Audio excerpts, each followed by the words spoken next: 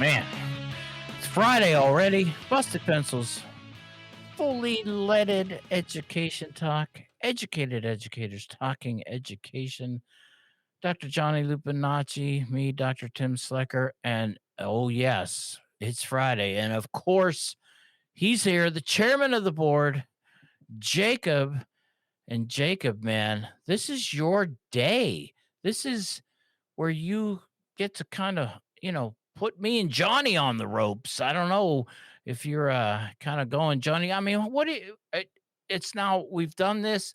I'm loving this segment, but I said last week, I get a little nervous because I don't ever know where Jacob's going to hit us. Is it going to be a left? Is it going to be a right?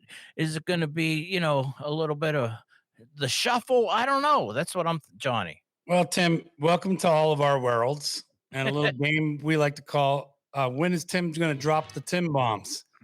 So this is Jacob's less spontaneous Tim bomb. It's his Friday producer's choice time. I look forward to it. I think it's fun to have us on the hot seat. And as Jacob puts it, it's the best radio show guests on their own show. So I think we're pioneering this format. It's going to be super popular. You're going to hear it on all your favorite podcasts within a year. I guarantee it. But, it's Jacob's choice. Without any further ado, let's hear that hot take, Jacob. Anything goes. It's going to be producer's choice. Ow! You now have two choices. Chairman of the board, Jacob. Ow! Jacob, chairman of the board. I bet the board is spelled B-O-R-E-D. We choose to go to the moon. Life's full of tough choices in it. You chose poorly. Tim, I'm gonna take good care of you. What are you getting worried about? I would never ask you a question that I thought could put you in a difficult position. Well, it's just that I think it's that warrior. Johnny, holy crap, that for sure, man. Maybe that's it. It's just that a proclivity to always, if I don't know what's coming, man, I create all kinds of scenarios of how bad it's gonna be. You're being a worrywart. Exactly. Okay, I'm not gonna worry. I'm gonna be calm. I'm gonna be chilled. I'm gonna listen to our friends, Teacher Joanna, Teacher Hallie at Educators Amplified. I'm gonna regulate Stay regulated. now. I'm gonna regulate and I'm gonna get ready because it's Jacob's choice. Yeah, I would never ask you a bad question, Tim, because then you guys wouldn't come back on as guests, and that'd be a big problem for me because this show is actually your show. So that'd be a huge problem. The curtain would fall over, and I'd be out of a show. So, two awesome guests today. Love these guys. Good looking, handsome, and smart. They make great decisions with programming, I find. Guys, today, the question doesn't come from me. We've got a letter from one of our listeners. I'm going to read it here, and then we're going to go from there. Is that okay with you guys? All right. Love it. All right. Dear Busted Pencils, longtime listener, first-time caller. I'm a big fan of the show, but especially of the Producer's Choice segment. Tim and Johnny put their full knowledge on display best when stimulated by producer Jacob's thought-provoking questions and top-notch humor. I agree with that so far. Yeah. But I digress. My question is this. On the show, you have talked about Linda McMahon's attempt to suplex the Department of Education, and you've told us how that is a bad thing. But I'm not quite clear on what the Department of Education should be. What do you guys think the department should look like, and what should its role be in education in the United States? P.S. I love you, Jacob. Sincerely, your Grandpa Jim. Johnny, I want you to lead us off here. So tell us, what should the Department of Education actually be doing? Because we've talked about states versus federal. What is the right role? Yeah, Jacob, this is a great question. And it's, if I go directly at it, I might have a shocking response because I am a huge fan of state education being a state right. Right. And so then one might ask, well, then why do we even need the Department of Ed at the federal level? And I want to back out because in the moment we're in, we've created a scenario where it's necessary to have the Department of Ed. But I'd be open to a conversation where we explored what would it be like if we didn't need to have a department of the federal government overseeing public education. And so I'll say I think we'd land on that we need it, but what do we need it for? Right. And so I'll get at that. I think it's been incredible to have state rights also have some uniformity. And what is a key component and responsibility of the Department of Education that I would advocate for it to continue in its capacity and its need for is to enforce civil rights laws. If we're a country that stands for human rights and states have some jurisdiction over how they can do schools differently, we want to have a bottom line from state to state, right? And so I would think of that common good or that decency for all children in this country would be, regulated and enforced through the Civil Rights Office in the Department of Education. And that's certainly been kind of the idea that stood behind it. Again, just in a sense of ensuring a bottom line across all states would be really important to me because, we might move from state to state, or as we know, we might have, operations of work that go beyond state boundaries. We're unique as a country. We're not several countries within a continent. We are one country with several states. And so something that brings together all of that state legislative level decision making for education and says, hey, as long as you're all following our minimum requirements, we're good with you. Now, the at the federal level, that would mean what do those minimum requirements look like, right? And so I think that's the messy part. And I've come to really appreciate, and I always advocate for more, but to appreciate that at a federal level, civil rights, things for like students with disabilities or, families who might be part of a minority group are represented at the state level and the federal level in terms of their children mattering in our country and in our community. So I've always kind of appreciated that federal level of things. So I think the big conversation, Jacob, is a good one. I like what our listener and amazing. We got to get this caller in for, more tire pumping as we move forward. But I like that question because it's a good one. Education is a state right. And as a champion of democracy, I really do like that decisions are made by those directly impacted by the decision being made. So state to state, that's where the power from my perspective should be in the locals. But then what unifies the locals, right? And someone has to take care of it at the federal level. So that's in my thoughts and dreams and expectations of the Department of Education at the federal level is that their primary responsibility is, doing that unifying work. Have they been? No. By and large, they've become like an agency for administering federal aid, which I can get into in a separate, show or prompt about kind of how we went wrong with that in the early 80s and turned that into a little bit of a business that's now blown up on us. But by and large, I like them in existence and their primary responsibility being unifying a commonality across states with lots of power to make decisions on how they do education in their states, not as a daddy warbucks.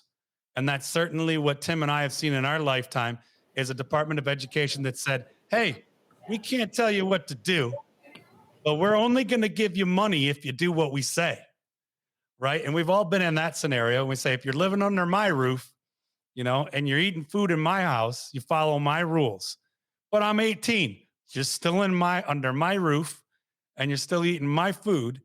So if you want that housing and that food, well, then you're going to follow my rules. So I advocate not in that daddy warbucks role, but more in a truly unifying way to say, hey, we have a responsibility to have some commonality. States, you have the power. You make the decisions. But we got to agree on a common good for education in this country. Because, hey, if we could say it more, I can't say it more eloquently than this. Our public education is the bedrock of our democracy.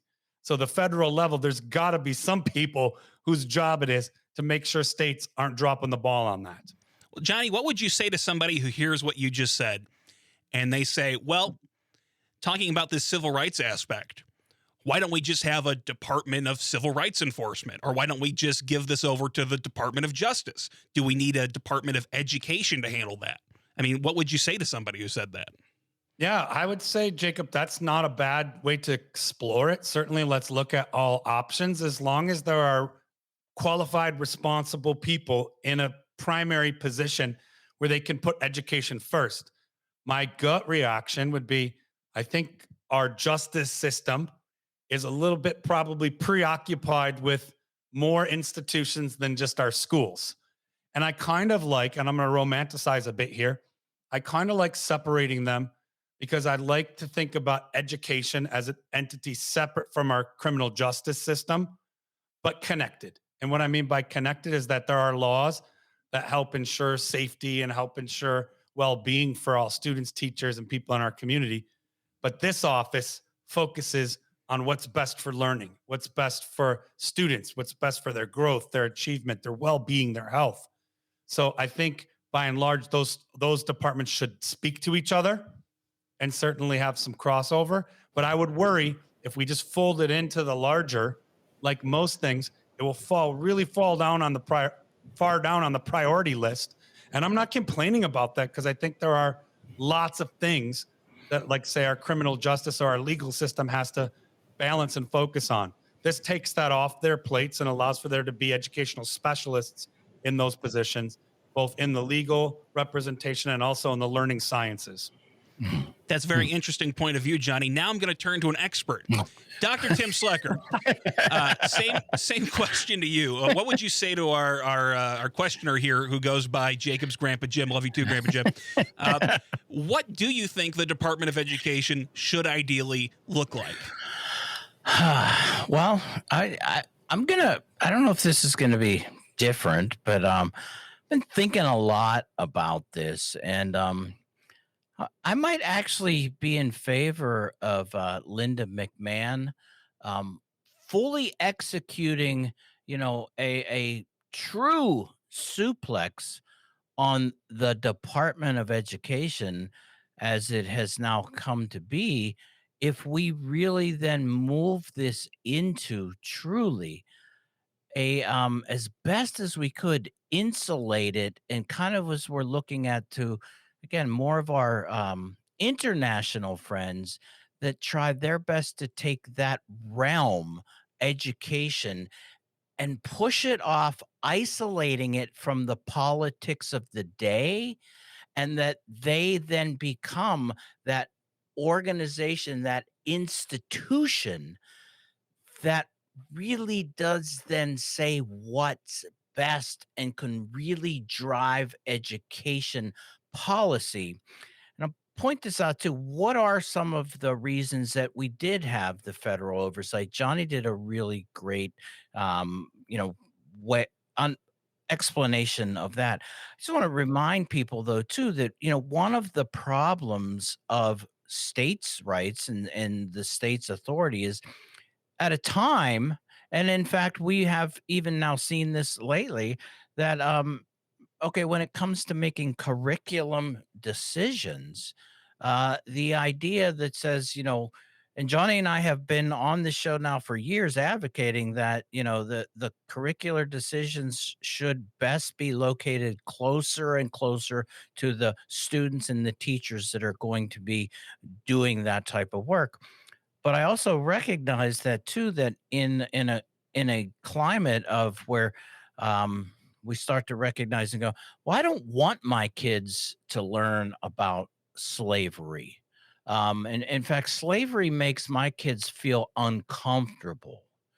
And you know what? We're going to turn this more into, a discussion of the economics and the good old days and things like that. And you start to worry, like, well, then politically who's in power has the ability then to potentially implement content and curriculum that actually becomes incredibly problematic from the standpoint of advocating things that just aren't true. And in fact, mandating the inclusion of content that is, you know, undemocratic. In fact, is very much in the direction of being, even all of this, we see this today, all of this anti-DEI stuff in the name of because DEI is racist. No, actually, advocating what they're advocating for is the ability to instill curriculum that, I'm sorry, is racist. When you say that, certain things in the past that happened make my kids uncomfortable, we're not going to talk about that. So all of that is to come back and say, look, there are things, so when it comes to education, politics should not have the ability to dictate curriculum in that sense. We're talking about science. One of our great guests that we've had on the show many times, Dr. Ethan Siegel, astrophysicist, talks about the scientific consensus. We see this now too. We're not allowed to teach climate change and things like that. Well, wait. There's who said, because climate, the reality of what's happening there, that's not a political decision as to whether or not you should learn about something that's actually happening and true. So I kind of start to really think about more of, and I'm going to say this word, and I know it might potentially, but more of a ministry of education that is a separate group of people who are educators, who have understood, who are scientists, who really have that sense of saying, our job is to make education in this country the best. And let's take that Department of Education and move it out of the hands of the political powers, because we know what happens with political powers is they change, they move on, they get onto a fad. And the reality is we're seeing that now too, is to say, and just because someone's in power now, they've stacked the deck, created an education department that, truly is, its job is to get rid of itself, and but is also then also enforcing, taking that federal authority that it does have, and mandating science that isn't science, junk science, mandating curriculum that isn't truthful, mandating and instilling. And the other part is driving the profession of teachers down to the point where they are leaving the profession. They don't want to be teachers. None of this is good for an education system for a country that is meant to be thriving. So I go back to Finland, talk about Australia, talk about, particularly those Scandinavian countries, not Australia, but the other Scandinavian countries. How do they have national policy around education? And they have that much more in a sense of being isolated away from the politics and keeping education as their focus. And people saying, Tim, that's not reality. I know. And sometimes I don't like to play in reality because sometimes your reality is painful. And why not imagine another reality? And so I would like to say, okay, Linda McMahon, suplex it and then break it and then give it back to the educators, the parents, the principals, the people who create curriculum, the people. Take it away. I would love for you to break it all to pieces so that nobody currently, Democrat or Republican, has their little bit of fingers in there making a mess. Because as much as it's being made of a mess now and kind of breaking it apart, whatever the Trump administration and Linda McMahon is doing, understand one, I was down at the Department of Education in 2010, 11, and 12 protesting that Department of Education, which was a Democratic Department of Education, Barack Obama, Arnie Duncan.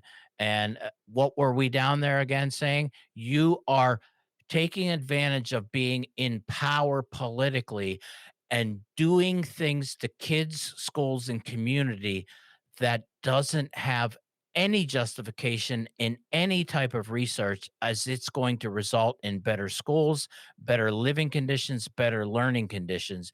The politics of that day in those times was ruining a good quality education that a democracy depends on.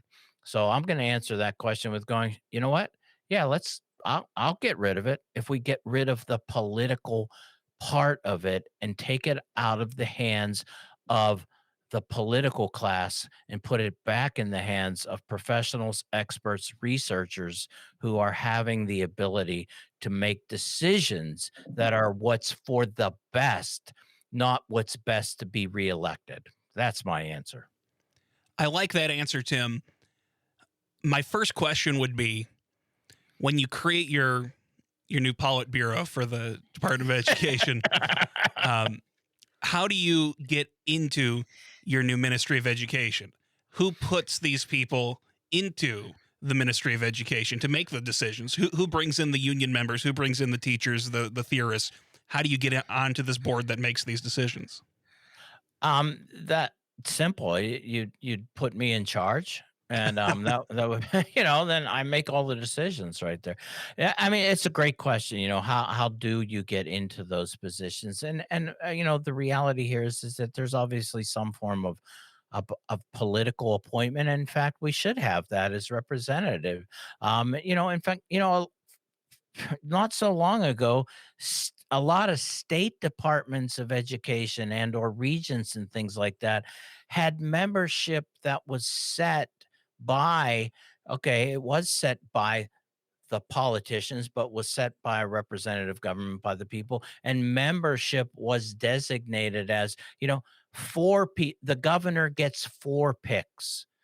The people get 3 picks, the teachers get 2. The idea is that membership was a balanced group of people so that there was this representation always there, so that we're really staying true to democracy, but that it was immune from who was in political power to tilt the balance of that organization, that institution. So, and I think that's a great thing. And we see that as being, why would we mandate how the membership is because we realize that power is corrupting. And when somebody's in power, they're going to take advantage of that. And so you set early on, here are the ground rules. Here's what membership looks like. And yes, the winner of the election, you have the ability to appoint members, but you don't get the ability to appoint a majority of members, and you surely don't get the ability to decommission the process for how those people are chosen, which actually we do see happening now at state level departments of education, where the ruling political class is doing away with those, what we'd say, membership or how you're included lists that say so many from here, so many from there, doing away with that type of and saying, I'm now in charge, I have full power. And so in the governor's office in the state of Ohio over the last 10 years, the ability to be included in those types of institutions is now largely all in the governor's hands. And that is not a good thing for education. It's a good thing for the government, for those who are in power, because they get to put their people in charge. That doesn't result. So, I mean, does it make it harder? Does it make it messier? Absolutely. Hey, but that's what democracy looks like. I really like that idea there at the end of breaking up the monopoly on who puts people in charge of education and dispersing the responsibility for bringing people in to multiple stakeholders. I think that's a really good way to kind of get away from some of the partisanship and some of the hyper partisanship we've got going on, especially in something which I think a lot of people would agree. There can be a little bit more technocratic side to education because it's a little bit more straightforward in some aspects. That there's not so many opinions. Of course, we've all got opinions, but there are some things that we can kind of work on, like Johnny was saying, to have that set of standards. Now, the locals, can have their methods and have things going, but there should be a federal standard. I like that. Tim, would you agree with Johnny when he said that in general, he likes that it is a state right over education, barring those extra standards? Yeah, I don't know. I don't disagree with Johnny. We on can do the this. whole next show on you guys fighting about states' rights. No, we'll call it the Civil don't. War show. I don't disagree.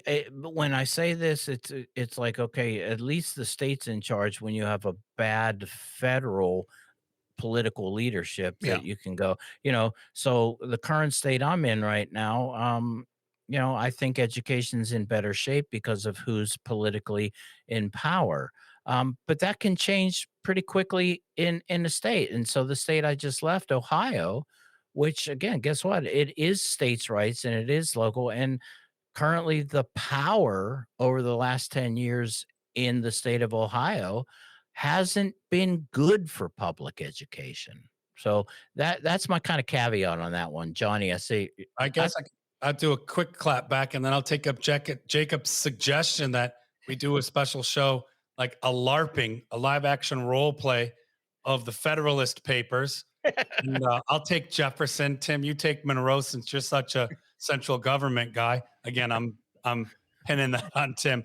But no, I would say, to me, I'm always going to advocate for localizing the decision making and shifting the power from a central location to a more decentralized locale, a Jeffersonian democracy, if we can, get to that kind of essence of things. And Tim, my answer to that is, what happens is people move, they leave states, they organize and change states. And so, if it's not going well in a state, well, then it's the responsibility of the citizens of that state to say, hey, this is not going well. And then I'll come back around to, and that's why I'm an advocate for a federal Department of Education, because I do think there is some national level of responsibility to say, hey, just because Ohio is deciding, and Ohioans, I'm not picking on you, just an example. I've been there. Michigan's been there, right? Washington's probably going to be there sometime in my lifetime. It happens, right? But the federal government then says, hey, come on, you're falling below what we would say is healthy for our nation. And so you can make changes, but there are some things you can't change, and there are some things you can't go below on. So I'll always advocate on the side of power, decentralize it. Decision making, decentralize it. And to me, there's nothing more decentralized and local than our public schools. I think overall that's the great American lesson is that it's good to have a balance between these things. You should have strong states, and you should also have a strong federal government, and they interact, and somewhere in the middle, we find ourselves with an acceptable policy. Tim, Johnny, I want to thank you again for coming on this show. It's great to have you, as always. I mean, two of the best guests that anybody's ever had come on their own shows. Guys, now it's time. Let's go for the 60-second segment. You thought I was going to say moment is in, didn't you? No way. Haven't done it yet. All right. We're going to start off with Dr. Tim Slecker. Tim, you're the new Secretary of Education. Can you tell me, day one, what's your first act as a Secretary of Education? First act is to do away with and dismantle all legislation and requirements mandating the teaching of and only the, quote, science of reading, doing away with that and realizing, if we're going to talk about balance, and going back to and realizing that a balanced literacy program is absolutely the best for kids. And that isn't me advocating for a curriculum by a certain scholar. I'm using the word balance to truly mean, which is some kids learn to read best with phonics. Some kids learn to read best by actually having the ability to look at books. And some kids learn to read by doing all of those things. And the reality is that teachers should be equipped and empowered to use the approaches to teach reading to kids that work. That's what I would do. You've been impeached. Good news, Johnny. You're the new Secretary of Education. Your predecessor, Tim, had some good ideas, but what can you do? What are you going to do on your first day as Secretary of Education? Well, Jacob, the very first thing I'm going to do is I'm going to reach out to AFT President Randy Weingarten, and I'm going to say, let's sit down and let's center health in our communities, teachers and the healthcare workers in our communities, and figure out how to strengthen this country through schools. And it starts with making sure children have everything they need in our schools and classrooms. On that same day, I think we're going to have a great conversation about how we listen to educators, the seasoned veterans who are going to say things like Tim said, hey, science and reading isn't working for us. Hey, too much emphasis on these test scores. We're going to listen, and I'm going to put a capital LISTEN. We're going to listen to the educators about what's best for kids. The next thing we're going to do in that same day, that same exact day, is we're going to put an all call out to every community college in this country and say, we are no longer K-12. We are pre-K through adult, and let's get together and figure out how to be the hub that strengthens this democracy on the ground in our communities, state by state by state, with teachers in the forefront of that. That's my first day, Jacob. I think the first word that kids should learn to read, Tim, is diarchy, because we need both of you in as our secretaries of education or our commissars in your new Ministry of Education. But now for our moment of Zen.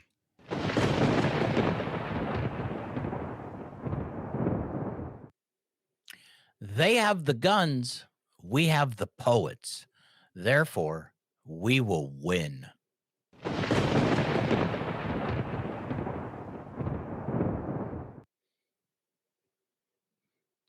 We hope you had a great week. This is one of the best ways to close it off. So thanks for listening to this episode of Busted Pencils, Jacob's producer's choice. Remember to grab great podcasts packed full with more Busted Pencils content on Apple Podcasts, Spotify, and of course on the Civic Media website or at bustedpencils.com, where you can follow, like, review, do whatever it is you do with your social medias. But hey, don't be late for homeroom on Monday.